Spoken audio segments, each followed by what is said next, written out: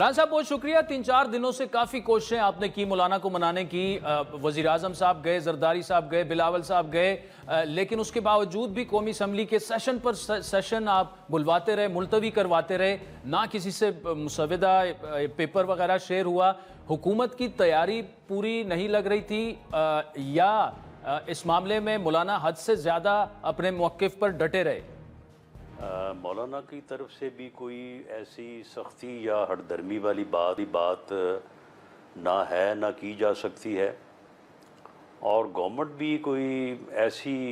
जो है वो अनप्रिपेयर्ड या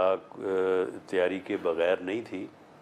गवर्नमेंट की तरफ से भी होमवर्क जो है वो किया गया। मौलाना ने भी जो है वो पूरी तरह से इंगेजमेंट की और गुफ्तगू की, ये तमाम मामलात के ऊपर बात की। लेकिन थोड़ा इसमें हुआ ये है कि शायद इस किस्म के हसास अहदाफ जो हैं उनको हासिल करने के लिए काम का कुछ हिस्सा जो है वो राजदारी में होना चाहिए और ख़ामोशी से होना चाहिए, और फिर कुछ हिस्सा जो है वो फिर बाहर पब्लिक के सामने या मीडिया के सामने जब होना चाहिए। तो इसमें थोड़ा सा मेरा ख़्याल है कि कोई बैलेंस ख़राब हुआ है, और ये मामला जो पहले होमवर्क के तौर पे होना था उसमें थोड़ी कमी रह गई, और फिर जब ड्राफ्ट्स वगैरह या वर्किंग पेपर जिसे आप कह सकते हैं, ड्राफ्ट तो खैर वो उस वक्त बनता जब कैबिनेट से अप्रूव होता,